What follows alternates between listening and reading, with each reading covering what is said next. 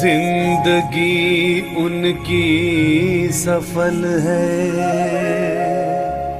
औरों के लिए जो जीते हैं,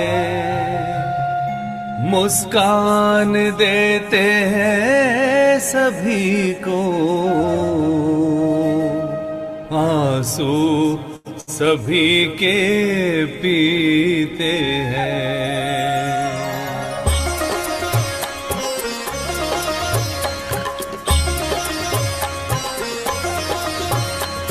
हम रहे संसार में पर हम में ना संसार हो, हम रहे संसार में पर हम में ना संसार हो।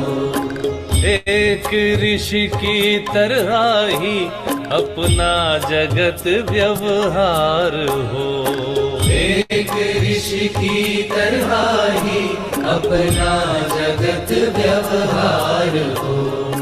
हम रहे संसार में पर हम में ना संसार हो।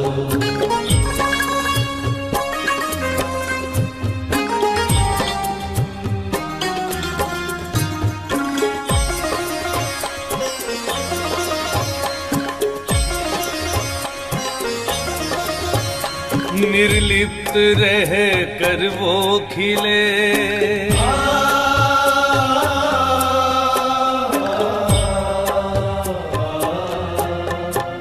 निर्लिप्त रह कर वो खिले, जल में जूनी रज रहे, वो चले गजमस्त सा हलचल में भी धीरज रहे, वो चले गजमस्त सा हलचल में भी धीरज रहे। प्रभु प्रेम का है पात्र वो, प्रभु प्रेम का है पात्र वो, जो सेवा में बलिहार हो। एक ऋषि की तरह ही अपना जगत व्यवहार हो। हम रहे संसार में पर हम में ना संसार हो।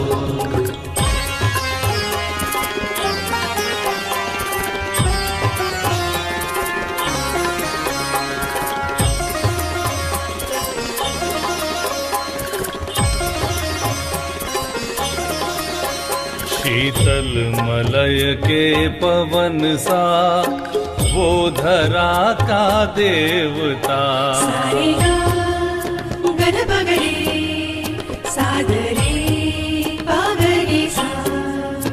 शीतल मलय के पवन सा वो धरा का देवता, उसका कुछ अपना नहीं सबके भले का सोचता, उसका कुछ अपना नहीं सबके भले का सोचता। सुखदाई वो सुखदेव जो, सुखदाई वो सुखदेव जो, देता प्यार ही प्यार हो। एक ऋषि की तरह ही अपना जगत व्यवहार हो। हम रहे संसार में पर हम में ना संसार हो।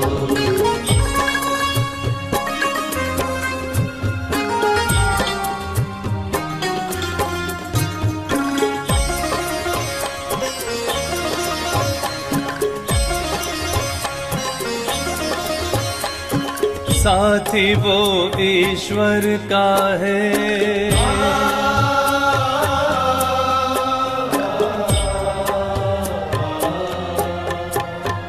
साथी वो ईश्वर का है, ईश्वर ही उसका साथी है। विश्व नाटक देखता वो हो के हर पल साक्षी है।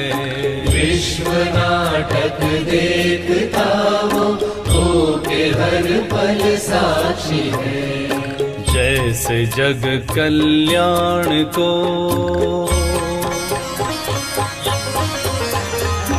जैसे जग कल्याण को उसने लिया अवतार हो।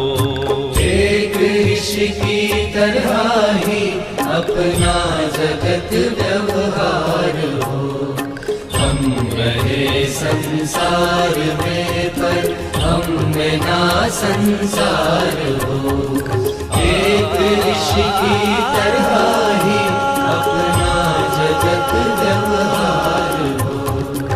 एक ऋषि की तरह ही अपना जगत व्यवहार हो। एक ऋषि की तरह ही अपना जगत व्यवहार हो। मिठड़े बाबा जो आह्वान कंदा से, परम पिता परमात्मा पांजो शीतल शीतल किरणा फैलाए करे। महसूस कयूं चारों तरफ पवित्रता जो सागर पवित्र किरणा फैलाईंदे हुए असां आत्माउनि जे अॻितों अची मथों छत्र छाया करे बीहनि था ऐं असां आत्माऊं सभु किरणनि में ढकजंदा था वञूं। हर हिकु आत्मा जागंदी जोत ठही पवित्रता जे सागर जूं पवित्र किरणा पंहिंजे अंदर महसूस था कयूं। मिठड़ो बाबा सर्वशक्तिवान शिव पिता विश्व कल्याणकारी हर आत्मा जो कल्याण करण लाइ, हर आत्मा के पवित्रता जी लाइट ऐं माइट ॾियण लाइ हिन धरती ते वरी सां आया आहिनि ऐं असां सभिनी आत्माउनि खे भरपूर कनि था। महसूस कयूं ब्रेन में पवंदड़ परमात्मा पिता जूं किरणा पूरे शरीर जे अंदर प्रवाहित थियूं थियनि। हिकु हिकु रोम रोम परमात्मा जी शक्ति सां भरजंदो थो वञे। पूरो शरीर पवित्रता जी किरणनि सां भरपूर थी वियो आहे। महसूस कयूं मन शांत थो थींदो वञे। बाबा जूं शक्तियूं समाइजंदियूं थी वञनि। आत्मा सोन जहिड़ी प्योर थींदी थी वञे। सर्वशक्तिवान जाते भगवान जो साथ आहे उते काई बि नेगेटिव ॻाल्हि अची नथी सघे। मां आत्मा बाबा जहिड़ी पूरी शक्तिशाली ठहंदी थी वञा। अनुभव कयूं मां आत्मा ज्योतमऊ सुनहरो सुनहरो प्रकाश चारों तरफ फैलजंदो थो वञे। मां सोन जहिड़े औरे जे अंदर आहियां। इहो परमात्मा जो सुरक्षा कवच मां आत्मा सां हमेशा गॾु रहंदो। इहो औरो फैलदे फैलदे पूरे संसार में जाॾे असां वेंदासीं ओॾे इहे किरणा वेंदियूं रहंदियूं। संसार जी सभिनी आत्माउनि खे असां सभिनी आत्माउनि मां शक्तियुनि जो दान वेंदो। पंहिंजो पाण खे महसूस कयूं मां आत्मा परमात्मा जो इंस्ट्रूमेंट आहियां। मां आत्मा मां सर्व शक्तियुनि जो किरणा पूरे संसार में फैलजंदियूं थी वञनि। इन्हनि किरणनि सां सभिनी जा बीमारियूं दुख परेशानियूं ख़तम था थींदा वञनि। महसूस कयूं सॼे संसार जूं आत्माऊं असांजे लाइ दुआऊं था करनि, दिलि सां दुआऊं था ॾियनि। अनुभव कयूं परमात्मा पिता ब्रह्मा बाबा जे तन में लाइट ऐं माइट फैलाईंदे फ़रिश्ते स्वरूप में अची असां ॿारनि खे पंहिंजी मिठड़ी वाणीअ सां भरपूर करण आया आहिनि। मिठड़े बाबल जी मिठड़ी वाणी ॿुधंदासीं ब्रह्मा बाबा जे मुख मां। अॼु जी तारीख़ आहे 16 जनवरी 2026। अॼु बाबा मिठड़ा चवनि था, मिठड़ा ॿार तव्हां जेको बि कर्म कयो था उन जो फल ज़रूर मिलंदो आहे। जेको बि कर्म कयो था उन जो फल ज़रूर मिलंदो आहे। निष्काम सेवा त छड़ो हिकिड़ो परम पिता परमात्मा ही कनि था। बाक़ी देहधारी त सभु स्वार्थवश था कर्म करनि। अॼु जो प्रश्न आहे, इहो क्लास ॾाढो वंडरफुल आहे, कीअं? हिन में मुख्य महिनत कहिड़ी करणी पए थी? हे क्लास ॾाढो सुहिणो क्लास आहे, पर हिन में महिनत मूंखे कहिड़ी करणी पए थी?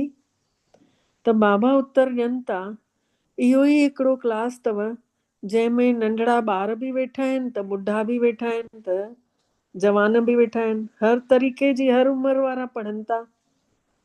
इहो क्लास अहिड़ो वंडरफुल आहे जंहिंमें अहिल्याऊं कुब्जाऊं साधु बि अची करे हिकिड़े ॾींहुं हिते वेहंदा। अहिल्याऊं कुब्जाऊं जेके दुखनि में आहिनि, जेके बुराइनि में पयूं आहिनि, जेके नाच गाना कंदियूं आहिनि, ऐं साधु संत बि अची करे हिकिड़े ॾींहुं हिते वेहंदा, बाबा जी मिठड़ी वाणी ॿुधंदा।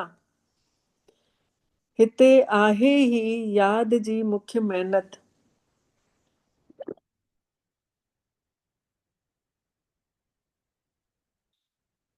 यादि सां ही आत्मा ऐं शरीर जो नेचर क्योर थो थिए।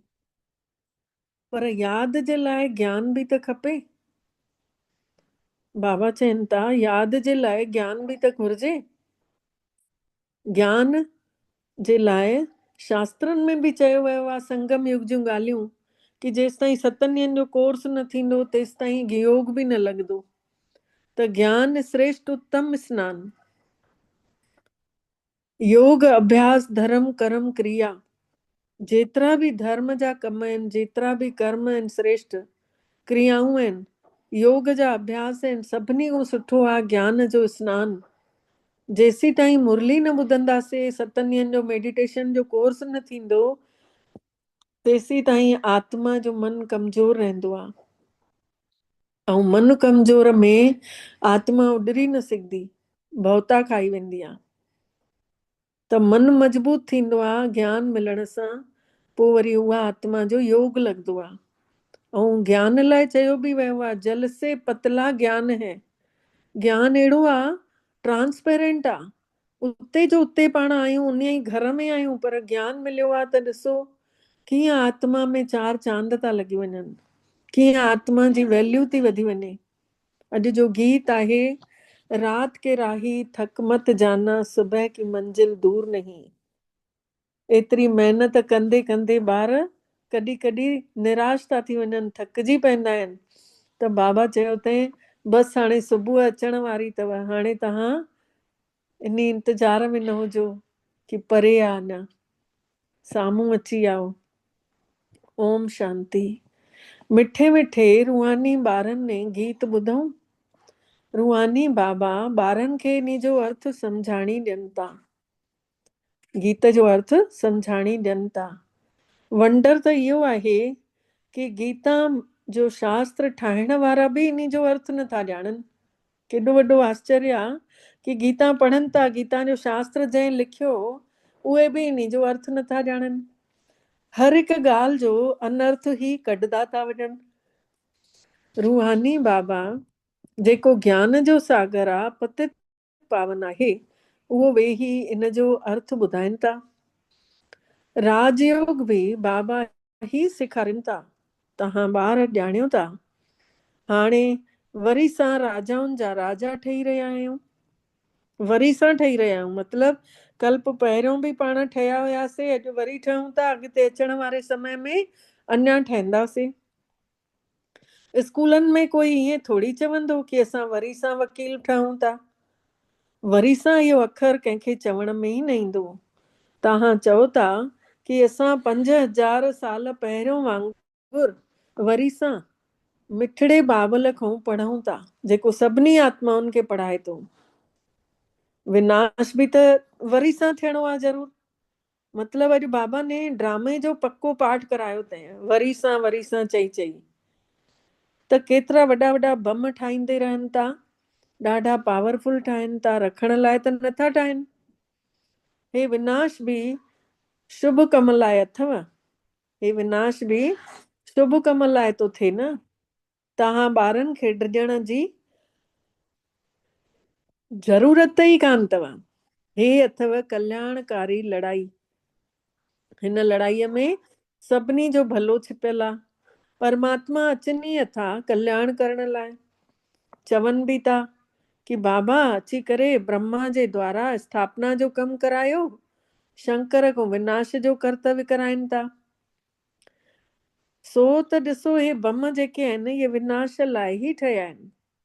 इन खां वधीक ॿी काई शइ आहे ई कान विनाश जे लाइ।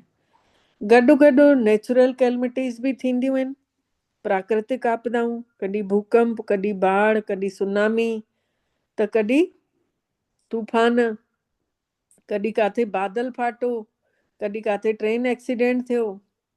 ये सभु नेचुरल कैलमिटीज़, इहे कुदरती आपदाऊं आहिनि, जेके बि इहे बि अचणियूं आहिनि। इहो बि नूंद आहे ड्रामे में। इहा काई नई ॻाल्हि कोन्हे। केतिरा वॾा वॾा बम ठाहींदे रहनि था, चवनि था असां शहरनि जा शहर ख़तम करे छॾींदासीं। हाणे जेका जापान जी लड़ाईअ में बम हलायऊं, उहे त ॾाढा नंढा हुया।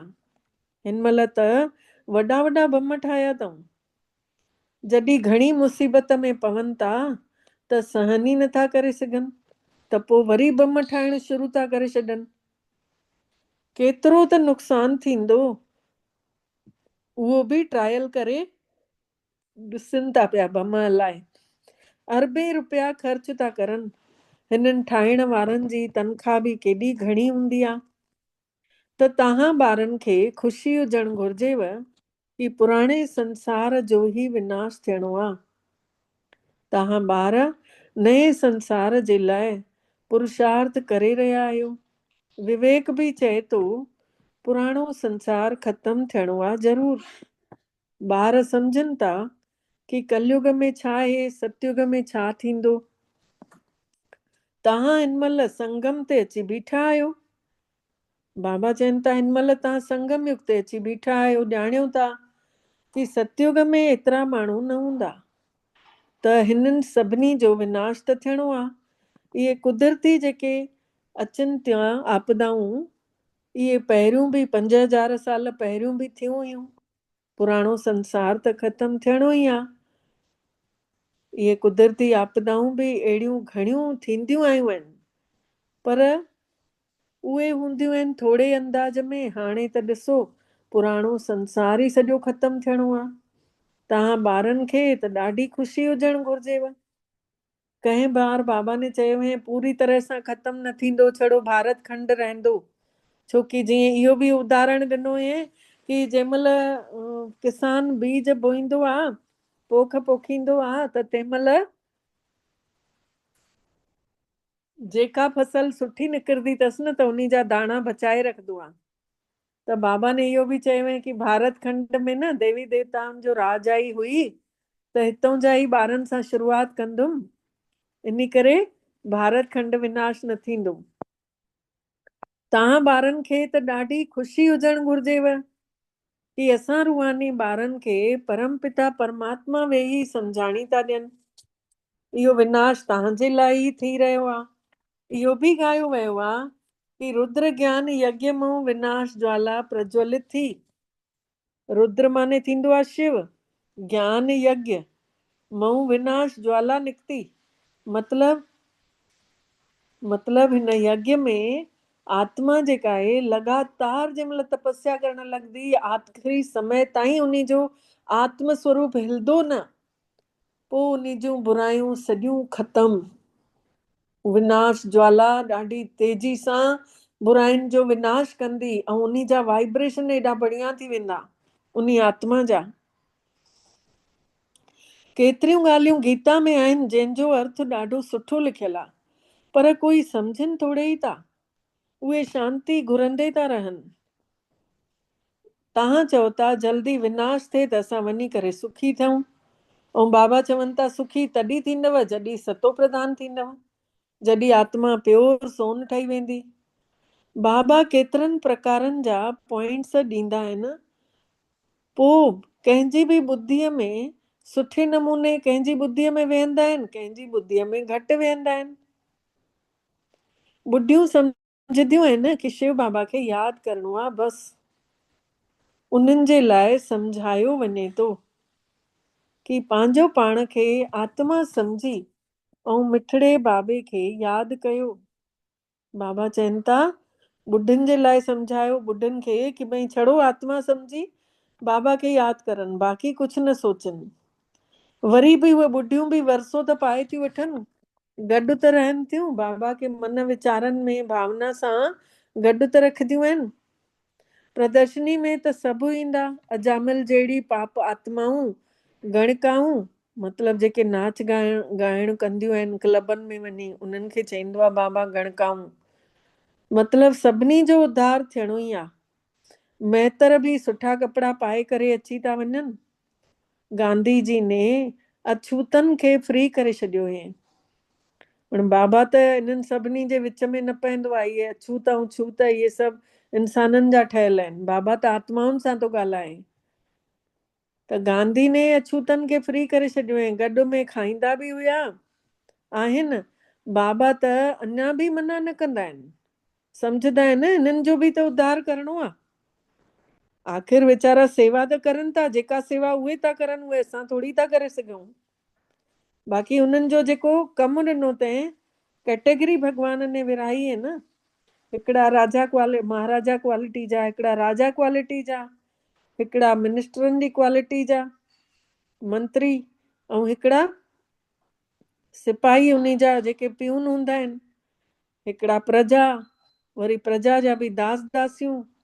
त बाबा चवनि था सभिनि जी कम जी कैटेगरी सां कोई मतिलबु कोन्हे, इन में सॼो आधार आहे परमात्मा सां ॿुधी लॻाइण जो। हिन महिल जंहिंजी ॿुधी जेतिरी भॻवान सां जुड़ियल हूंदी, ओतिरो उन जो उद्धार थियणो आहे। उहा आत्मा ओतिरी प्योर पंहिंजो पराजाई पद फिक्स कंदी थी वञे। भॻवान खे यादि करिणो आहे। आत्मा चए थी मां त अछूत आहियां। हाणे असां सम्झूं था कि असां सतो प्रधान देवी देवता हुयासीं, पोइ वरी वरी जन्म वठंदे वठंदे आख़िरी में अची अपवित्र ठही विया आहियूं। हाणे वरी मां आत्मा खे पवित्र ठहिणो आहे। बाबा चवनि था हाणे बाबा खे अची करे ब्रह्मा बाबा खे पवित्र ठाहिणो अथसि, त बाबा ब्रह्मा बाबा चवनि था हाणे मां आत्मा खे पवित्र ठाहिणो आहे। तव्हांखे पतो अथव कि सिंध में हिकु भीलड़ी ईंदी हुई, ध्यान में वेंदी हुई। भील जेके हूंदा आहिनि न, जॻह जॻह ते वञी जंगलनि में पंहिंजा टेंट लॻाए रहंदा आहिनि, पोइ डुकी करे अची मिलंदी हुई बाबा सां। सिंध में सम्झायो वञे थो न, बाबा उन महिल चवनि पिया मां सम्झाईंदो वञा पियो कि भई हिन में बि त आत्मा आहे न, ऐं हर आत्मा खे हक़ु आहे पंहिंजे पिता खां वरसो वठण जो। उन्हनि जे घर वारनि खे चयो वियो कि हिन खे ज्ञान वठणु ॾियोसि, त उहे चवण लॻा कि असांजी बिरादरी में त हंगामो थी वेंदो हीअ ज्ञान वठंदी त। पोइ भव जे मारे उन खे वठी विया। त तव्हां वटि जेके अचनि था, तव्हां उन खे मना न करे सघंदा आहियो।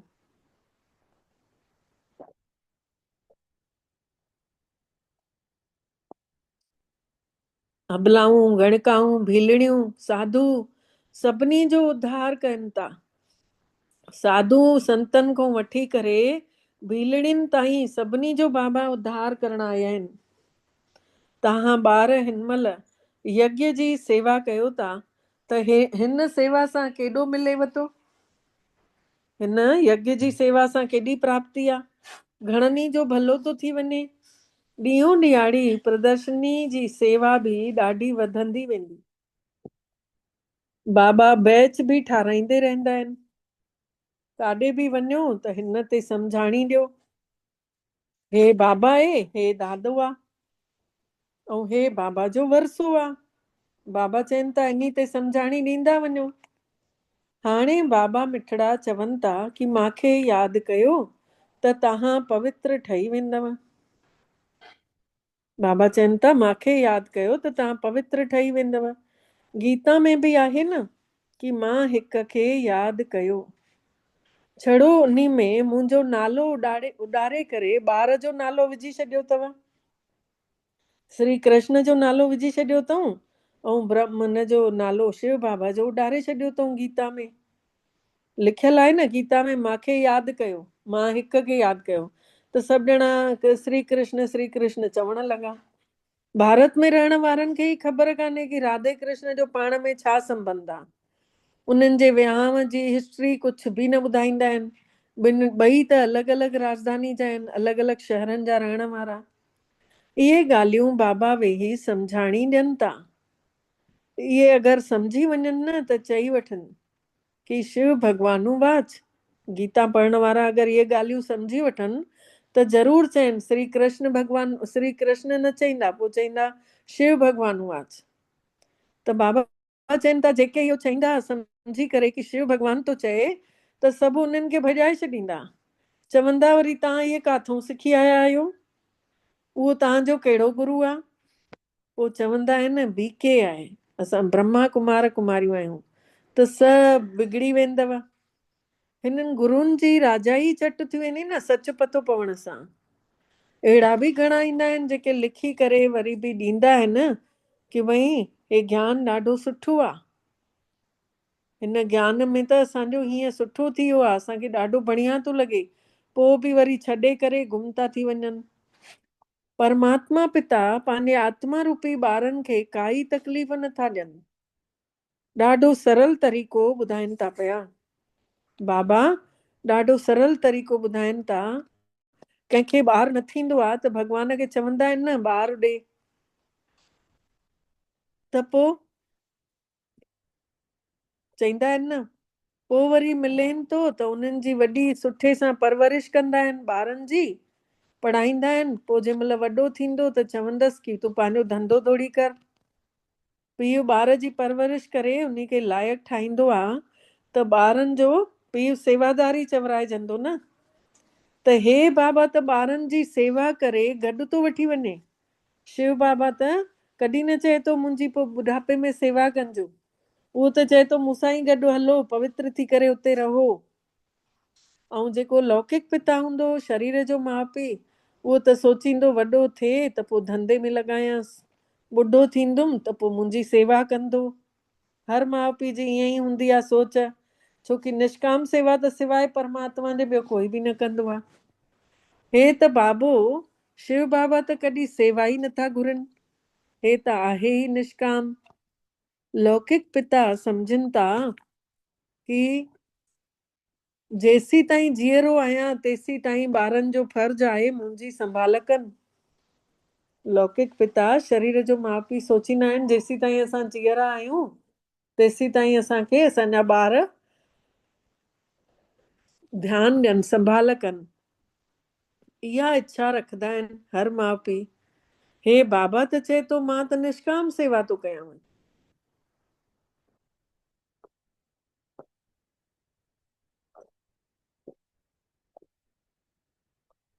मां त राजा ई नथो कयां, मां केतिरो त निष्काम आहियां।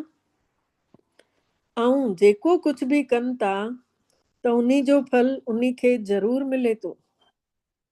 बाबा चवनि था जेको कुझु जेको बि करे थो उन जो फल उन खे ज़रूरु मिले थो। हे त आहे सभिनि जो पीउ। चवनि था मां तव्हां ॿारनि खे स्वर्ग जी राजाई ॾींदो आहियां। तव्हां केतिरो ऊचो पद पायो था। सुख शांती आहे उहा घटि ॻाल्हि आहे, असांखे पद जी त ॻाल्हि ई कान्हे, चिंता ई कोन्हे। पद जेको मिले उहा ॻाल्हि कोन्हे, अॻिते फ्यूचर कंहिं ॾिठो आहे, लेकिन अॼु जी तारीख़ में असांजो मन केॾो शांति आहे, असांखे बाबा मां केॾो सुख आहे, असांखे केॾी शक्तिअ जो अहसास थो थिए, मतलब काई इच्छा ई कान्हे, ऐं लॻे थो बसि उमंग उत्साह पूरो भरियो पियो आहे। त बाबा चवनि था तव्हां केतिरो ऊंचो पद था पायो, मां त छड़ो ब्रह्मांड जो मालिक थो ठाहां, ऐं तव्हां त सो त तव्हां बि आहियो ब्रह्मांड जा मालिक, पर तव्हां राजा ई वठो बि था त विञायो बि था। असां सभु राजा ई वठूं बि था बाबा खां, ऐं असांजी राजाई वरी गुम बि थी थींदी वञे, मतलब गुण जेके आहिनि ख़तम बि था थींदा वञनि। त मां त राजाई नथो वठां न विञायां थो, बाबा चवनि था मां त निराकार आहियां, न मूंखे राजाई खपे न मुंहिंजी राजाई वञे थी, मुंहिंजो त इहो ई ड्रामे में रोल आहे। तव्हां ॿारनि खे सुख ॾेई करे सुख ॾियण जी महिनत करायांव थो पियो, तव्हां ॿार ई सुख ॾियण जी महिनत कयो था, वरसो पायो था माखो, बाक़ी सभु छड़ो शांती था घुरनि दुनिया में। त जेके उन्हनि जा गुरु आहिनि उहे चवनि था कि सुख त थोरे समय जो अथव, इन करे उहे शांती बि था चाहिनि, पर उहे जन इहो ज्ञान खणी न सघंदा, उन्हनि खे सचे सुख जो पतो ई कान्हे। परमात्मा सम्झाणी ॾियनि था शांती ऐं सुख जो वरसो ॾियण वारो त मां हिकु ई आहियां। सतयुग त्रेता में त गुरु हूंदा ई कोन्हनि, उते त रावण आहे ई कान, ऐं हे आहे उहो आहे ईश्वर जी राजाई। सतयुग में त्रेता में इहो बि ड्रामो रचियो पियो आहे, रचियल पियो आहे।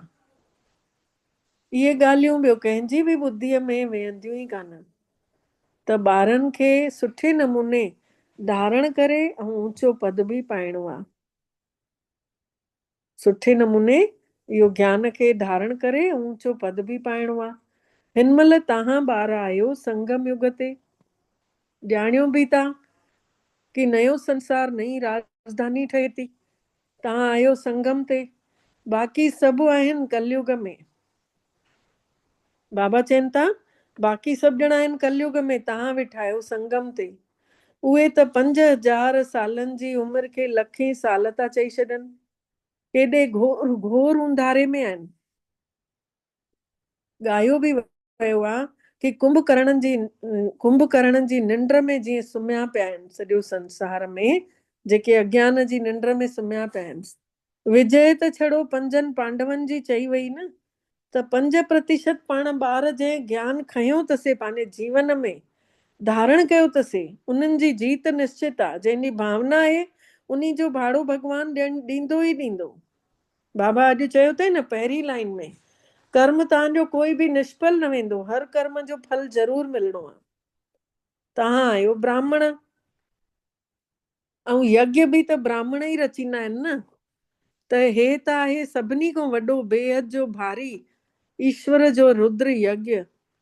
उहे जेके यज्ञ हूंदा आहिनि उहे केतिरनि प्रकारनि जा हूंदा आहिनि। गायत्री परिवार वारा अलॻि यज्ञ रचंदा आहिनि, ऐं जाइ जेके नए जाइ में वेहंदा आहिनि उते अलॻि सां यज्ञ रचंदा आहिनि। कोई सत्यनारायण स्वामी जी कथा करे पोइ आख़िरीअ में हवन कंदा आहिनि। यज्ञ त अनेक प्रकार जा आहिनि, कोई 108 जो कंदो आहे, शिवलिंग ठाहे। त हे रुद्र यज्ञ जेको आहे हिकिड़ो ई भेरो थींदो आहे 5000 सालनि में। सतयुग त्रेता में वरी कोई यज्ञ ई न थींदो, छोकी उते कोई काई असांखे दुख जी ॻाल्हि ई न हूंदी, आपदा बि न हूंदी, उते कोई विघन न हूंदो। उहे आहिनि सभु हद जा यज्ञ जेके हिते रचनि था माण्हू। ऐं हे जेको परमात्मा ने रचियो अथई इहो आहे बेहद जो यज्ञ, जंहिंमें अनलिमिटेड आत्माऊं अची शामिल थींदियूं थी वञनि, जंहिंमें आहुति बि कहिड़ी थी पए, बुराइनि जी आहुति थी पए। मैं ऐं मुंहिंजे जी आहुति तो विझूं था त सभु तूं ऐं तुंहिंजो था कंदा वञूं। पोइ 2500 साल कोई यज्ञ ई न थींदो, उते रावण जो राज ई कोन्हे। रावण जो राज शुरू थियण सां इहे सभु पोइ शुरू था थियनि। बेहद जो यज्ञ हिकिड़ो ई भेरो थींदो आहे, हिन में हीअ सॼी पुराणी सृष्टि स्वाहा थी वेंदी आहे। हिन यज्ञ में हीअ पुराणी सृष्टि सॼी स्वाहा थी वेंदी आहे। हे आहे बेहद जो रुद्र ज्ञान यज्ञ।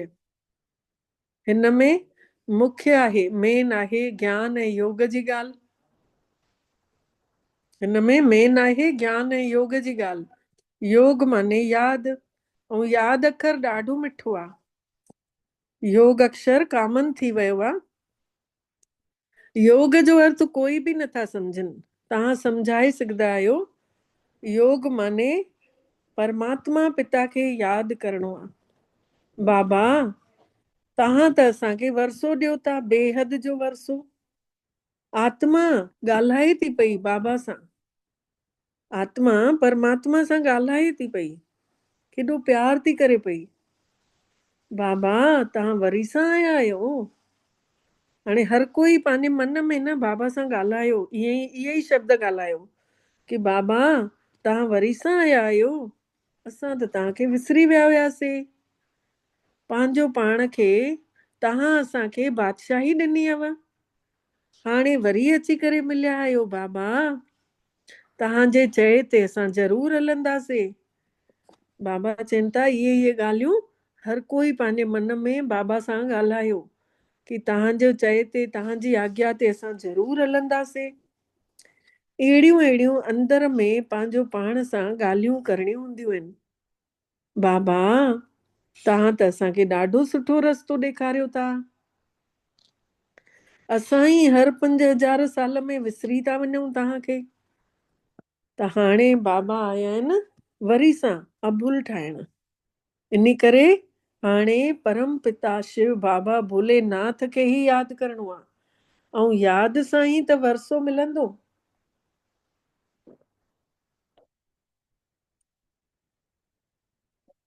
मां जॾहिं साम्हूं अचां थो तॾहिं तव्हांखे अची सम्झायां थो। तेसी ताईं तव्हां ॻाईंदे रहो था कि तूं दुख हरता आहीं, दुखनि खे हरण वारो ऐं सुख ॾियण वारो आहीं। महिमा ॻायो था पर न आत्मा खे न परमात्मा खे ॼाणियो था। हिन महिल तव्हां सम्झो था हेतिरी नंढड़ी सी बिंदीअ में एॾो अविनाशी रोल विधल आहे, पार्ट विधल आहे।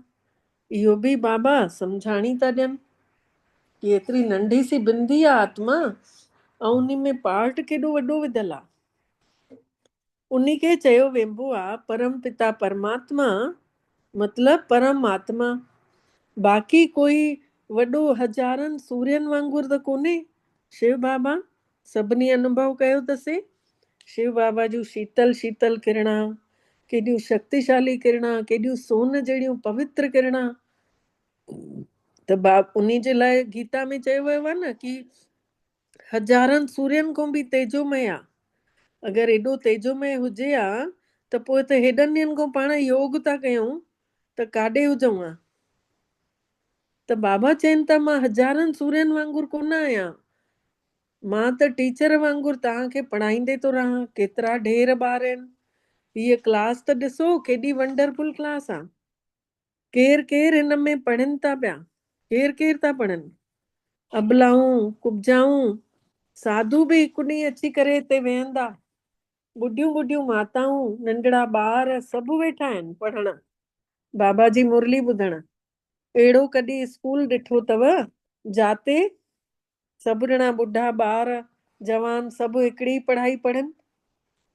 हिते आहे ई यादि जी महिनत। इहा यादि ई समय वठे थी पई, ऐं यादि जो पुरुषार्थ करणु इहो बि त ज्ञान आहे। ज्ञान त बाबा ई ॾिने न कि तव्हां हेतिरा घंटा यादि कयो। जॾहिं इहो पॉइंट ॿुधोसीं तॾहिं न यादि करणु शुरू कयोसीं। त बाबा चवनि था यादि जी महिनत कयो था, इहो बि त ज्ञान मिलियुव न। यादि जे लाइ बि त ज्ञान खपे न, ऐं चक्र सम्झाइण लाइ बि ज्ञान खपे। ॿियो बि कंहिंखे सम्झाईंदासीं सृष्टि जो चक्र कीअं हले थो, त इन लाइ बि ज्ञान खपे। त नेचुरल सचो सचो नेचर क्योर, इन खे ई चयो वेंबो आहे। तव्हांजी आत्मा बिल्कुलु प्योर थी थींदी वञे, ऐं आत्मा प्योर थी वेंदी पोइ थी वेंदो शरीर बि क्योर। आत्मा प्योर त शरीर क्योर। इहा आत्मा आत्मा जी क्योर थी हले हिन महिल। आत्मा में ही खाद पए थी, सचे सोन सां सचो जे ॻहु ठहंदो आहे न। त हिन महिल हिते ॿार ॼाणनि था कि शिव बाबा असांजे साम्हूं आयल आहिनि। ॿारनि खे पीउ खे ज़रूरु यादि करिणो आहे। असांखे मोटी बि हलणो आहे, हिन पार खां हुन पार हलणो आहे। बाबा खे ऐं वरसे खे ऐं घर खे बि यादि कयो। बाबा चवनि था मूंखे यादि कयो, मुंहिंजे वरसे खे यादि कयो ऐं परमधाम घर खे यादि कयो। उहो आहे मिठो शांतीअ जो घर।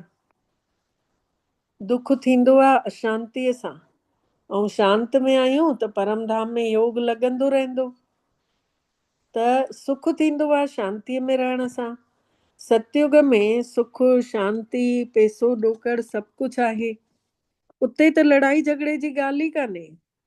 ॿारनि खे इहा ई चिंता हुजणु घुरिजे कि असां सतो प्रधान सचा सोन असांखे ठहिणो आहे, तॾहिं त ऊंचो पद पाए सघंदासीं।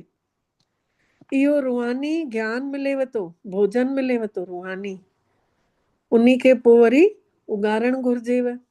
बाबा चवनि था मनन चिंतन करणु घुरिजेव। जीअं गांइ जेका आहे भूसो खाईंदी आहे न त उगारदी रहंदी आहे, उन्ही जे मुंहं मां झग किरंदी रहंदी आहे। त उहा झग किरंदी आहे, मुंहुं हलाईंदे रहंदी आहे, त उन्ही जो मालिक सम्झंदो आहे कि गांइ जी तबियत ठीकु आहे। ऐं अगरि उहा अगरि उगारे नथी त पोइ चवंदा आहिनि गांइ जी तबियत ख़राबु आहे, छोकी उहा जुगाली नथी करे। त बाबा अॼु छो चयो अथईं उगारण शब्द छो चयो अथईं कि भई इहो मनन चिंतन कयो। ज्ञान जो रूहानी भोजन मिलियो अथव तव्हांखे। अॼु कहिड़ी कहिड़ी पॉइंट मां मुख्य ॿुधाइनि, इन ॻाल्हि जो मनन चिंतन हलेव। पोइ बाबा सम्झंदो कि हा मुंहिंजा ॿार ठीकु आहिनि। इहो बि सम्झायो अथऊं कि यात्राऊं बि ॿ थींदियूं आहिनि, हिकु रूहानी यात्रा, हिकु जिस्मानी।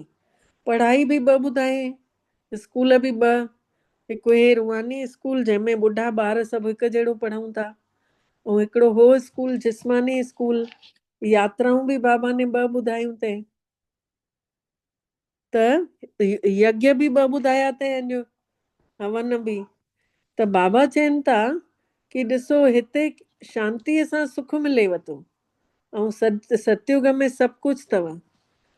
उते लड़ाई झगड़े जी काई ॻाल्हि ई कोन अथव। ॿारनि खे इहा ई चिंता हुजणु घुरिजे कि असां सचा ठहूं, सचो सोन ठहूं, तॾहिं ऊंचो पद पाए सघंदासीं। इहो रूहानी ज्ञान मिलेव थो, उन्ही खे उगारणु घुरिजेव। अॼु कहिड़ी कहिड़ी पॉइंट बाबा खां ॿुधीसीं। इहो बि सम्झायो अथऊं कि यात्राऊं बि ॿ थींदियूं अथव, हिकु रूहानी हिकु जिस्मानी। हीअ रूहानी यात्रा ही आख़िरी में कमु ईंदव। रूहानी यात्रा ही कमु ईंदव। भगवानु वाच परमात्मा पिता पाण चवनि था कि मन मना भव, मन ही मन माखे यादि कंदे रहो। अच्छा, पोइ वरी बाबा जो यादि प्यार। अच्छा, मिठड़े मिठड़े सिकी लधे ॿारनि प्रति माउ पीउ जो यादि प्यार ऐं गुड मॉर्निंग। रूहानी बाबल जी रूहानी ॿारनि खे नमस्ते, ऐं असां रूहानी ॿारनि जी बि रूहानी मिठड़े बाबल खे दिल जो यादि प्यार, गुड मॉर्निंग ऐं नमस्ते। मिठड़ा बाबा नमस्ते। शुक्राना बाबल तव्हांजा, बारंबार शुक्राना जे तव्हां असांखे पंहिंजो कयो ऐं असां सभिनि जो पद्मा पदम भाग्य जाॻायो। सार आहे, पहिरियों पॉइंट आहे हे जेको विनाश थींदो इहो बि शुभ कम लाइ आहे। इन करे विनाश जो नालो ॿुधी ॾियणो कोन्हे। कल्याणकारी बाबो हमेशा कल्याण जो ही कमु कराइनि था।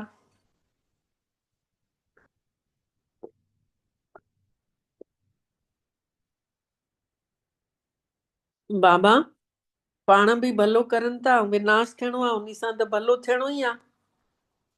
त इन्हीअ स्मृति सां हमेशा ख़ुशि रहणो आहे। इहो यादि करे कि बाबा आयो आहे कल्याण जा कम करण, सभिनी जो भलो करे थो। बाबा जो नालो ई आहे सदाशिव। सदाशिव माने हमेशा भलो करण वारो। ॿियो पॉइंट आहे हमेशह हिकिड़ी चिंता रखणी आहे कि सतो प्रधान सचो सोन ठही ऊंचो पद पायूं। जेको रूहानी ये भोजन मिले तो मुरली इन्ही खे उगारणो आहे, अंदर ही अंदर मनन चिंतन करणो आहे। वरदान आहे महसूस कंदासीं बाबा मिठड़ा पाण अची करे असां सभिनी जे मथे ते हथ रखी लाइट ऐं माइट फैलाईंदे फैलाईंदे दृष्टि ॾियनि था ऐं शक्ति भरनि था। धीरे धीरे असां सभिनि जो निरड़ चमके थो ऐं बाबा मथे ते हथ रखी ॾाढे प्यार सां ममता मई निगाहुनि सां बाबा असांखे वरदान था ॾियनि, दया थी अचेनि, रहम था करनि ऐं वरदान था ॾियनि। पंहिंजो पाण खे ज़िम्मेवार समझी हर कर्म सही तरीक़े सां सही विधि सां करण वारा संपूर्ण सिद्धि स्वरूप ठहो।